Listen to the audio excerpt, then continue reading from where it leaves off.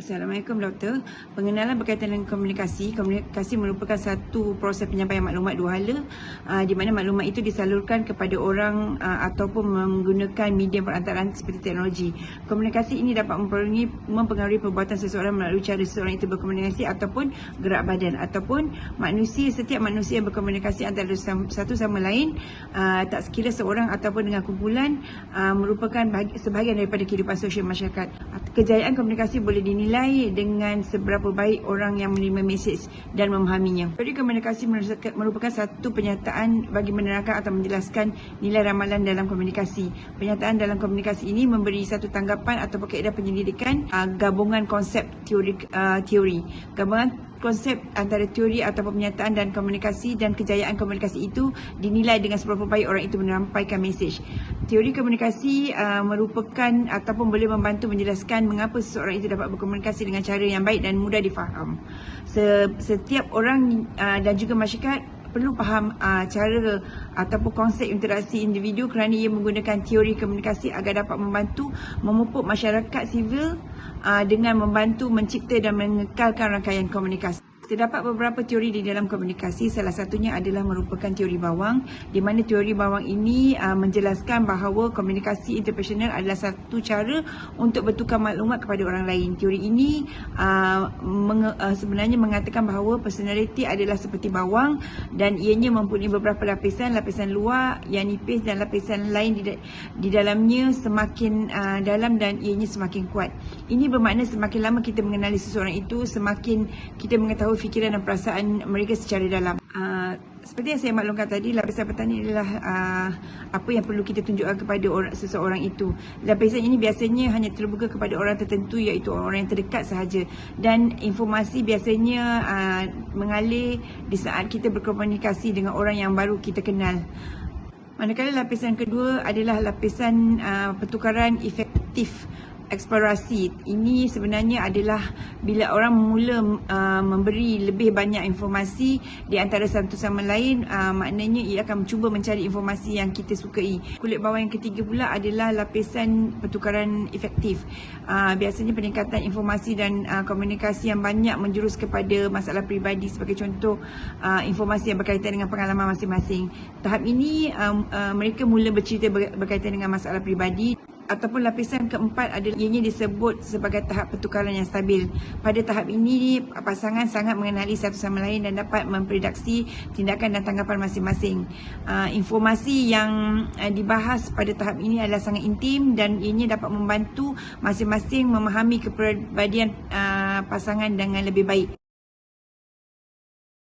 Hai, Assalamualaikum dan salam sejahtera. Saya Siti Asilah binti Faizul Syahraimi yang bernombor 290778 akan menyambung poin daripada rakan saya. Okey, seperti yang kita tahu, kumpulan kami akan membuat ataupun telah membuat tajuk teori komunikasi bawang. Okey, pada poin saya telah mengambil teori komunikasi bawang dalam menguruskan masalah. Seperti yang kita tahu, dalam komunikasi juga boleh membantu kita dalam menguruskan apa-apa ataupun masalah. Dari segi teori komunikasi jugalah yang boleh tahu sama ada cara percakapan kita, komunikasi kita sama ada betul ataupun salah. Okey. Teori komunikasi bawang ni dia adalah teori andaian penembusan sosial. Okey, dia membincangkan lagi andaian teori dalam membuktikan kebenaranlah dalam hubungan. Okey, yang pertama, perhubungan yang berada dalam keadaan kucar-kacir. Okey, seperti yang maksudnya dia tak pastilah sama ada masa perhubungan dia macam mana, ataupun dia tak pasti macam mana dia boleh berkomunikasi dengan rakan dia yang lain. Okey, yang kedua, secara umum perkembangan hubungan sistematik boleh diramalkan. Yang ketiga, perkembangan hubungan termasuk pengeluaran dan pembubaran. Dan keempat, pembukaan diri dalam teras perkembangan. Baiklah, untuk poin seterusnya saya mengambil kritikan dalam teori komunikasi bawang. Okey, seperti yang kita tahu, terdapat beberapa yang telah ditegaskan dalam teori komunikasi bawang. Okey, yang pertama, lebih kerap dan lebih cepat daripada biasa ataupun dari segi pertukaran pada lapisan paling luar diri sendiri. Okey, semakin kita cuba bergaul dengan seseorang tersebut, semakin besar pemikiran kita ataupun cara komunikasi kita dengan seseorang tersebut. Yang kedua, pendedahan teori adalah timbal balik. Okey, maksudnya adalah semakin kita mendalam ataupun semakin kita mendalami sesuatu topik atau komunikasi dengan seseorang tersebut, semakin perlahan atau semakin kuranglah. Maksudnya kalau kita lebih-lebih cakap dengan orang tu, kita takut orang tu tak percaya kita sebab kita baru kenal orang tu. Tapi orang tu macam pelik, kenapa kita cepat sangat mesra dengan orang, macam tu. Yang ketiga, penembusan berlaku cepat pada mulanya lah. Okey, maksudnya dia akan berkurang apabila menjadi lebih mendalam dan lagi mendalam. Okey, maksudnya kalau kita rasa kita bercakap tu, kita rasa macam kita hebat, orang makin lama makin kurang suka bercakap dengan kita sebab cara penyampaian kita menunjukkan kita ni adalah seorang yang suka cakap besar. Okey, yang keempat, yang terakhir, iaitu proses beransur dengan pudar lah. Okey, bila kita dah cakap besar, bila kita dah cakap benda yang tak bagus, okey, hubungan antara kita dengan orang lain dia tak berjalan dengan lancar dan proses ini tak akan proses komunikasi kita ni tak akan berkekalan dan akan hilang begitu sahaja. Makin lama makin pudahlah sebab orang dah tak percaya apa kita cakap, sebab kita bercakap besar dan kita berkata perkara yang mungkin boleh menyinggung perasaan seseorang. Selamat sejahtera kepada pensyarah kami dan juga rakan-rakan sekalian. Saya akan meneruskan dengan pembentangan kita daripada rakan sekumpulan saya. Konsep dan teori. Untuk memahami sebuah teori ini, kita harus memahami terlebih dahulu tentang komponen-komponen dari sebuah teori tersebut. Dan begitu juga banyak definisi tentang konsep komunikasi dan tidak mungkin juga harus membahas semua definisi konsep komunikasi tersebut. Namun, dari komponen-komponen yang terpenting itu dari sebuah teori yang mencakup sebuah konsep dan hubungan komponen konseptual teori tersebut merupakan pengurangan rasa tidak pastian komunikasi. Di sini timbul didorong oleh kebutuhan-kebutuhan untuk mengurangi ketidakpastian, bertindak secara elektif, mempertahankan atau memkuatkan ego. Komponen konseptual selanjutnya adalah pengalihan, penyampaian atau pertukaran, merupakan penggunaan kata komunikasi menunjukkan pada pengalihan dari satu benda atau orang ke benda atau orang lain menjadi bermakna. Pengirim pesan, saluran atau media menerima pesan, sedangkan dari konsep tersebut merupakan sebuah kata-kata atau istilah yang membeli sebuah elemen paling penting dari sebuah teori, misalnya self, iaitu diri, dan konsep itu dapat berubah sebuah nominal dan real. Di dalam konsep nominal merupakan konsep yang tidak dapat diobservasi atau dikatakan secara langsung, misalnya demokrasi atau rasa cinta.